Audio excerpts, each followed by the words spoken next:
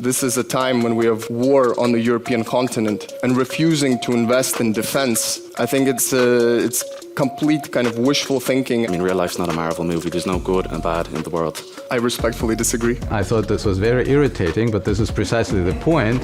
Forget what you know about the usual political debate. For the 2024 European election, we are flipping the script.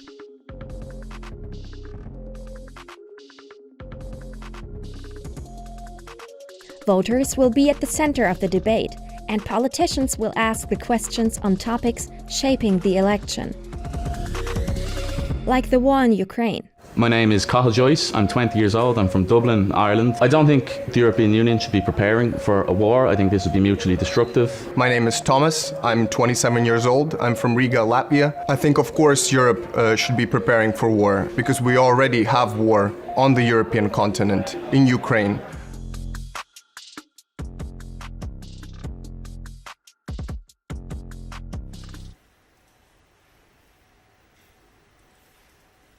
A few months after the Russian full-scale invasion of Ukraine, I took the decision to put my studies in the UK on hold and to move back to Latvia to undergo some military training myself, because I feel a personal duty to contribute to the security and resilience of my country. We in the Baltic states, we recognize that we border two authoritarian regimes, Russia and Belarus, and I wouldn't say that we're scared, but we're certainly menaced by the range of hybrid threats, election interference, attempts to destabilize our borders, cyber attacks, and so on. I think your concerns are commendable, and joining your own military, with the view of defending your own country is too. I believe personally, Putin, obviously it goes without saying, is a war criminal. He should be at the Hague. War isn't inevitable, and I think it's almost naive to think that a total victory can be achieved on either side, and that's why I support a ceasefire across the board. Well, I think I empathize where you're coming from. I think that, of course, this war has brought unimaginable destruction and loss of life, but I think the sort of message of peace that you're bringing would not, in fact, lead to peace. I think Putin would use a ceasefire to basically rearm and return to war in maybe 2 or 3 or 5 years. But I think it's also wrong on moral terms. We know what happens in the occupied territories. We know about the abduction of children, rape, filtration camps, ethnic cleansing.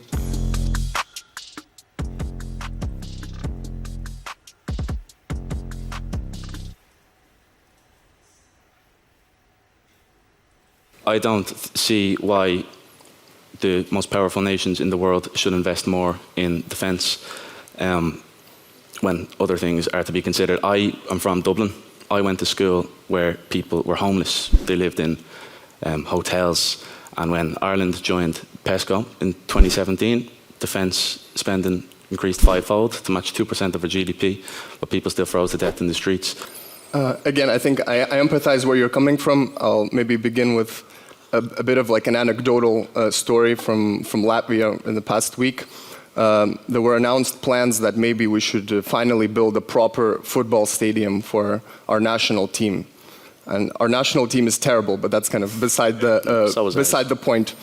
And so there were these debates happening that, a football stadium, it's an investment of several tens of millions of euros. And honestly, one of the main counterpoints was that this is not a time for luxuries like football stadiums. Maybe we should be building bomb shelters using these tens of millions. Of course, I would love for us to build this shiny stadium and go to games and go watch Latvia lose to Liechtenstein. But these are not normal times. This is a time when we have war on the European continent, and refusing to invest in defense while we have war and instability around our external borders, I think it's complete kind of wishful thinking and putting blinds on your eyes and hoping that the problem goes away.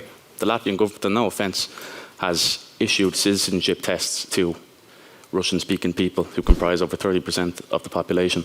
And that's been used cynically by the Russians as a stick to bash the Latvians with. I don't think, that facilitates a reduction in tensions in any way as well. We are seeing a kind of hardening of ideological lines between Russia and Europe, which I don't think is inevitable, and I don't think that should be the case. When we have someone like Putin, a war criminal that has made threats over Europe, and when we have Trump on the other side of the Atlantic as a potential next president of the US, how do we defend peace in Europe without a coordinated European armed forces or European defense capabilities? Taken the view away from solely the Russian invasion of Ukraine, which I think is abominable. I think the crimes of the West and the crimes of European countries, frankly, juxtapose entirely with Irish sentiments.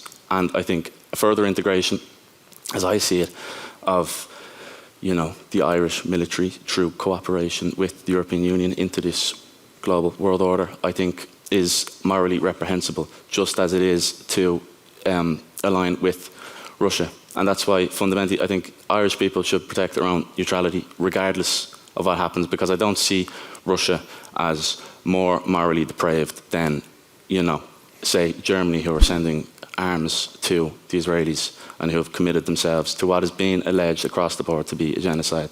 I mean, real life's not a Marvel movie. There's no good and bad in the world. I respectfully disagree with most of what you said. I think to your question, Russia's war against Ukraine has actually further underscored the importance of all of Europe kind of being integrated under the same security umbrella. And I think an ideal example of this is the decision of Sweden and Finland, two countries with very capable armed forces, two countries with fighter jets, ships, submarines, artillery, everything. Their decision to look at the security landscape and say, you know what, we cannot deal with these threats on our own. Sweden abandoning 200 years plus of non-alignment to join the alliance. This is the ultimate sign that European countries need to work together. Thank you. My question goes to our honourable Irish voter. Do you really believe that we should give in to nuclear blackmail from an authoritarian leader? Well, on the flip of that, and I'm sorry to be rude and answer a question with a question, do you think tighter military coordination and military escalation on our part would in any way deter the threat of nuclear war? The British Army trained 22,000 Ukrainian soldiers prior to 2022, which ceased just before the invasion. The political reality is that Western increases of tension and Russian increases of tension complement one another across the board. That's just my contention, though. You still didn't answer my question of whether we should give in to blackmail by nuclear powers. Well, what you see as the alternative. To what extent are you concerned by the risk that undersea cables reaching Ireland or satellites serving Ireland could be threatened by unfriendly forces? And do you consider that Ireland by itself could defend them? Or do you see a need for a coordinated European approach in order to defend what makes your economy work in your country? It's a good point, and it's obviously a point of contention in Ireland. There's much discussion about it. I think hypotheticals aren't worth considering when the war has reached a stalemate in Ukraine and we've seen the return of trench warfare for the first time on the continent in over a century. There is a threat of Russian interference with our undersea cables, cyber attacks and so on and so forth. There'll never not be a threat of that, but what's the harm in trying for a ceasefire? I mean, if you dictate all of your diplomacy on the basis of fear, where are you going to get in 20, 30, 40 years' time? Mutual distrust just breeds distrust.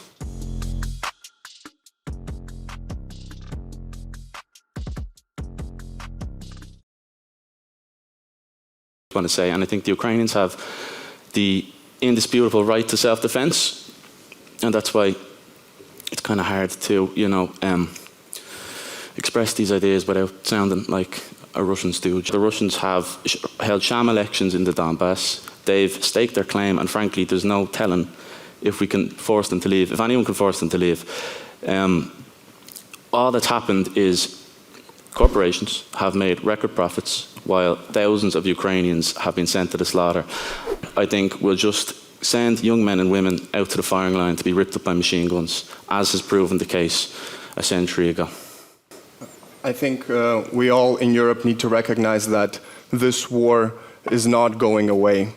We cannot treat this war as some sort of emergency, as some sort of inconvenient situation that can be frozen away, that can be localized somewhere away from our daily concerns. We see Putin openly continuing to deny the right of Ukraine to exist. Putin has just stolen another presidential term. He plans to rule until his death. Putin is expanding his repressions at home, and Putin is transitioning Russia to a wartime economy. There is no scenario where Putin says, you know what, I've had enough, send the boys home. Your contention that Russia and Putin has spearheaded a wartime economy is correct.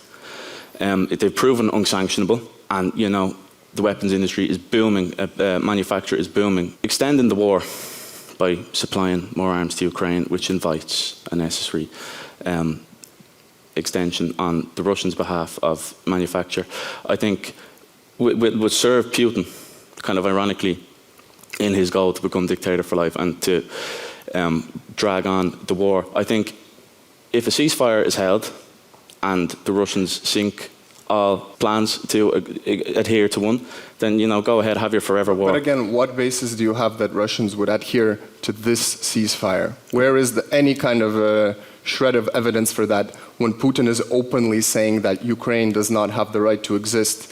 Ukrainian language is a fake language. His propagandists are spouting all sorts of toxic propaganda that we in the Baltics see, redrawing maps, threatening Poland, threatening to go far beyond. So what is the backbone of this ceasefire plan? Well, what is the backbone of drawing on the war and hoping to repel the Russians from where they've already dug themselves in? Is there any plan? The plan is, of course, to support Ukraine in its campaigns to regain its occupied territories. This war is absolutely still winnable. Your absolute isn't, frankly, a mode of logic. It makes a good slogan or a T-shirt or whatever, but is there any concrete plan to actually win this war? Is it actually winnable? Where's the, I'm not a general, but Ukrainians are telling us very clearly what sort of capabilities they need, what sort of support, financial, military, they need.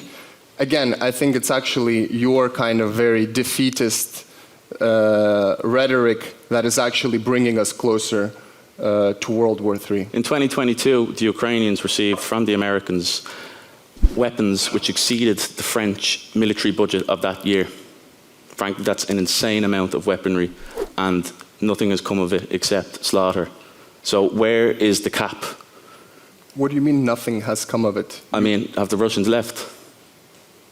Are you denying the successes Ukrainians have had in holding off and staving off, not just holding off the Russian invasion, but actually reconquering more than half of the territories occupied? Oh, big time. Ukrainians have shown that basically we don't need European countries to send troops. We don't need anything like that.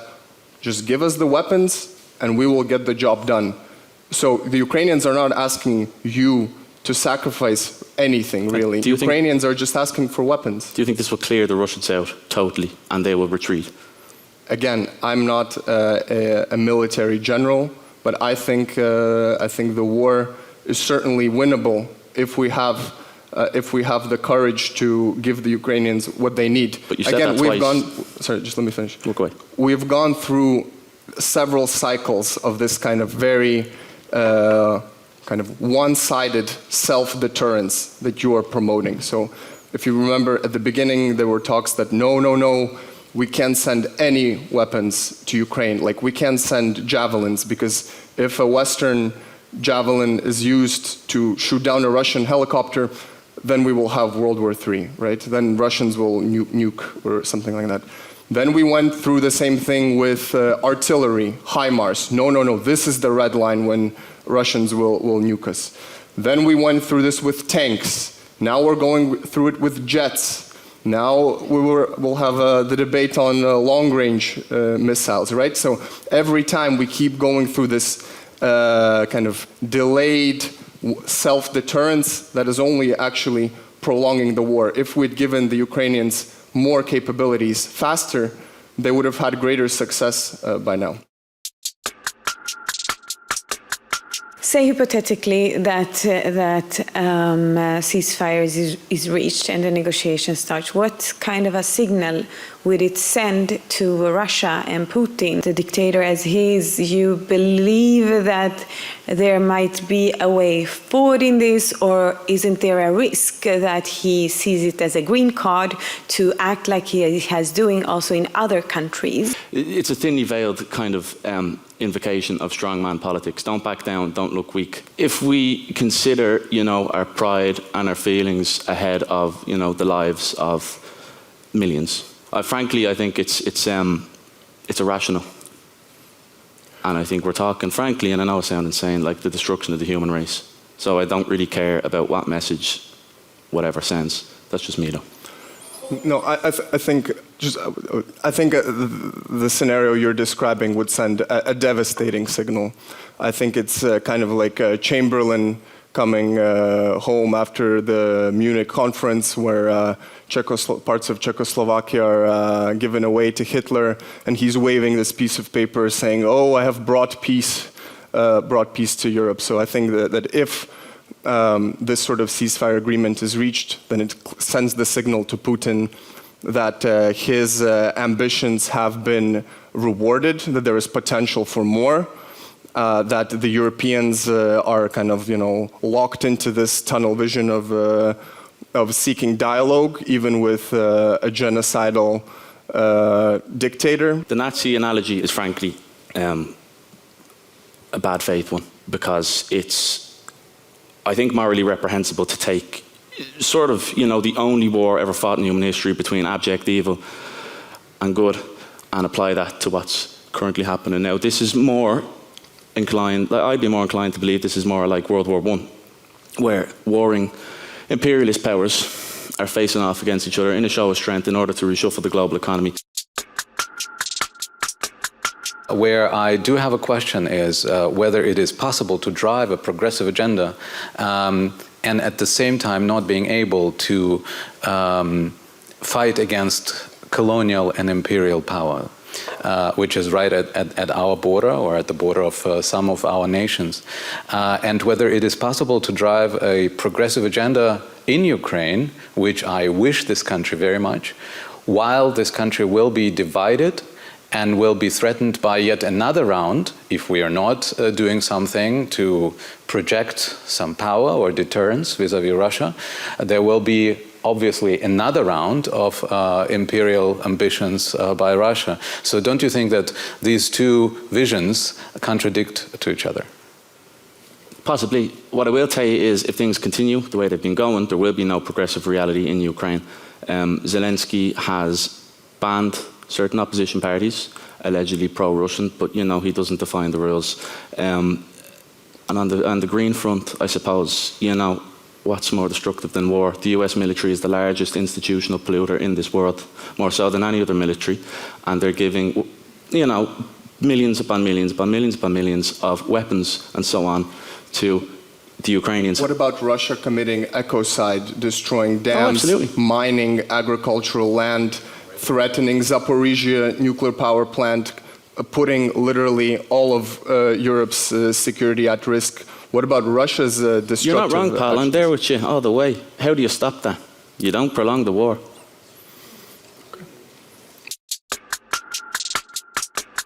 What is your request, really, from political parties and media? How to even have this emotionally loaded, paradigmatic conversation?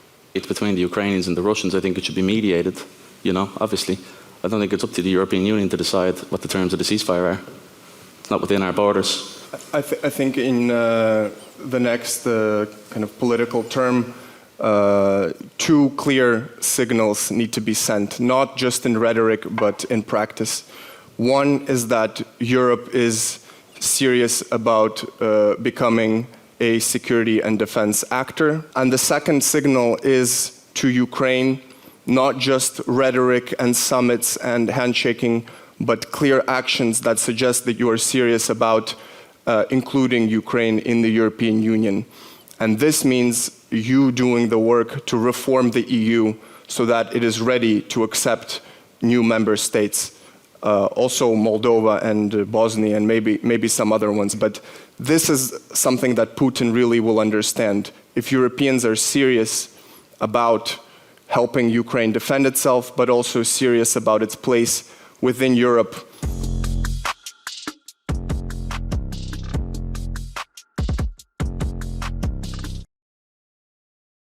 Would I risk my life for Europe? I answered this question with respect to my own country, Latvia, and I think it's kind of foolish to treat these two as indivisible. Latvia is Europe. We're not some sort of marginal peripheral actor. We're not some sort of second tier or a new member state. We are Europe proper. So that would be my answer. I think Europe as a monolithic idea is a novel one, and it's an ideological concept. For centuries, Europeans slaughtered each other, and that's one of the good things the EU has brought about, is that it's ended this. But the idea of dying for Europe, dying for anything without context, it's dying for banal nationalism, if you want to call it that, or just for the idea of self-defense without giving any context as to what I'd be dying for. I think is a bit of a silly question. Irish people, frankly, are the only Europeans who have experienced colonialism. We're not the only Europeans who have. Russian imperialism is quite different. Ireland was an extractive colony for years. Irish agriculture fed, the British working class during the Industrial Revolution, so on and so forth. When I go to my grandfather's village in the west of Ireland, I see, houses that were emptied during the famine of the 1800s. And I can personally, we can talk about Russia till the cows come home. I think there's more pressing humanitarian crises in the world. I think Europe as an idea, dying for Europe, I think it's, away with the fairies, frankly, as we say in Ireland. But look, my point is not that Ukraine is the only crisis or war in the world. Absolutely not. But I think what you're saying is some sort of, false choice. Europe should be a superpower. Europe should be able to walk and chew its gum. We do not have to choose between, committing our resources to address one humanitarian issue and the other. I thought this was very irritating, but this is precisely the point. Hearing on the panel views by both was very important, because this reflects the ambivalences and the tensions that we have in our voting population. Well, it was actually super interesting. I think for people who are used to talk a lot, it's, I think, a challenge to shut up a bit and to be able to listen to two completely opposite views who are from two very different realities as well, was extremely interesting. It's an unusual format to actually flip the script, that politicians are listening carefully to what voters have to say. I certainly agreed with what the Latvian young voter had to say, whereas I do very sharply disagree with a lot of statements the young Irish voter made. Congratulations, it's fascinating. This is exactly what political debates need. So this is very important that we continue the conversation around how courageous politicians can put on the agenda new vision for how to make sure the citizens feel safe and they're truly supported by Europe, regardless of what our international global partners decide to do in the future. I think it's an intriguing format. I think for us as politicians, as elected politicians, this kind of format helps to sharpen our own focus. The premise put forward by the Irish voter that the road to or the path to world peace goes through giving the aggressor what he wants is wrong as it is dangerous. And I would have liked to hear as well a bit of a feminist perspective in this debate, because in terms of defense, I think we tend to only think about military and not only about everything which is around. I think emphasized a lot with the Irish citizens that was talking, because I think I'm coming from the same perspective as he is at the beginning, but the Ukrainian crisis was a switch in the way I thought about this kind of things. I find that even though there are divergent views on how to achieve peace, we see that, for example, for someone in Latvia that has a closer understanding of what this aggression means to Europe, we should have the EU standing for Europe rather than depending on decisions made in Germany and France.